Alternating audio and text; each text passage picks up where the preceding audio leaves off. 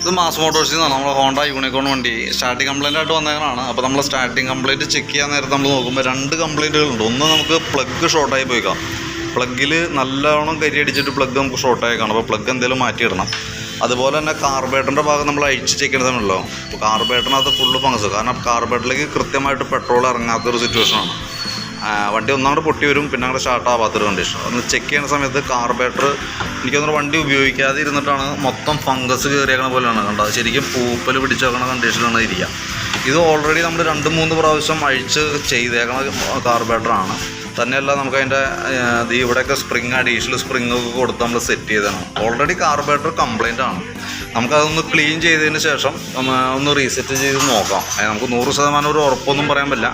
മിക്കവാറും നമുക്കതിൻ്റെ ഓവർഫ്ലോൻ്റെ കംപ്ലൈൻറ്റ് വരാനായിട്ട് സാധ്യത കൂടുതലാണ്. കാരണം നമ്മൾ താക്കോൽ ഓണാക്കി പെട്രോൾ ടാപ്പ് ഓണാക്കി വെക്കുന്ന സമയത്ത് പെട്രോൾ അടിയിലേക്ക് ചാടി പോകാനുള്ള സാധ്യത കൂടുതലാണ്. പറയാൻ കാരണം എന്ന് വെച്ചാൽ ഈ ഫംഗസ് പോലെ വന്ന ഐറ്റംസ് നമുക്കതിൻ്റെ ഫ്ലോട്ട് വാൽവിൻ്റെ ഭാഗത്ത് വരുമ്പോഴാണ് ആ പ്രശ്നം വരാം. തന്നെയല്ല നമുക്ക് അതിനകത്ത് ഒരു പേപ്പർ പോലെ ഷിമ്മൊക്കെ വെച്ചിട്ടാണ് സെറ്റ് ചെയ്തേക്കണം. ഇതിക്ക് മുമ്പ് നമ്മൾ പരമാവധി നോക്കിയേക്കണതാണ്. അപ്പോൾ നമുക്ക് ഒരു ഉറപ്പും പറയാൻ പറ്റില്ല. ഓവർഫ്ലോ വരാനായിട്ടുള്ള സാധ്യത കൂടുതല, മിസ്സിങ് കാണിക്കാനുള്ള സാധ്യത കൂടുതല. കാർബേറ്റർ ഓൾറെഡി കംപ്ലൈൻ്റ് ആണ്.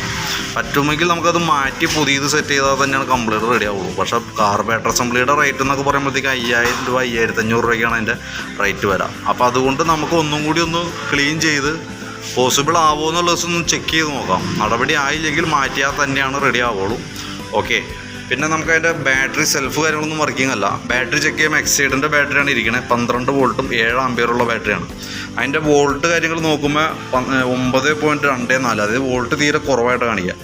ടെസ്റ്റ് ചെയ്ത് നോക്കുമ്പോൾ ബാറ്ററി ലോ ആയിട്ട് കാണിക്കണം. അപ്പോൾ ബാറ്ററി ഒന്ന് ചാർജ് ചെയ്ത് നോക്കാം. ബാറ്ററി ചാർജ് ചെയ്താലാണ് ഫുൾ ചാർജ് ആക്കിയതിന് ശേഷം ബാറ്ററി ടെസ്റ്റ് ചെയ്യുമ്പോൾ അറിയാൻ പറ്റും ബാറ്ററിയുടെ കണ്ടീഷൻ കംപ്ലൈൻ്റ് ആണോ, ഇനി അതല്ല നല്ലതാണെന്നുണ്ടെങ്കിൽ ഓൾറെഡി നമുക്കിവിടെ ഈ ഓക്കെ ആയിട്ട് പച്ച ലൈറ്റ് തെളിഞ്ഞ് വരും. ഡാമേജ് ആണെങ്കിൽ ഈ ഇൻറ്റു തെളിയും.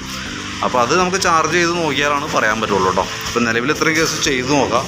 പിന്നെ അതിനിടയ്ക്ക് ഹെഡ്ലൈറ്റിൻ്റെ കേസൊക്കെ പറഞ്ഞിട്ടുണ്ട്. അത് നമുക്ക് മിക്കവാറും ബൾബിൻ്റെ ആയിരിക്കണം. വണ്ടി ഒന്ന് പ്രോപ്പറായിട്ട് സ്റ്റാർട്ട് ചെയ്ത് വണ്ടി ഓടിച്ചാലാണ് നമുക്ക് ബാക്കിയത്തെ കംപ്ലൈൻറ്റ് കേസ് അറിയാൻ പറ്റുള്ളൂ. ഹോൺ ഇൻഡിക്കേറ്ററിൻ്റെ കേസ് പറഞ്ഞിട്ടുണ്ട്. അത് നമുക്ക് ബാറ്ററി ഫുൾ ചാർജ് ചെയ്ത് വെച്ചൊക്കെ നോക്കിയിട്ട് വേണം അതിൻ്റെ കേസ് പറയാനായിട്ട് കേട്ടോ. അപ്പോൾ ഇതാണ് നിലവിലെ അവസ്ഥ. ഞാനൊന്ന് ചെയ്ത് നോക്കാം. ഉറപ്പ് പറയണില്ല.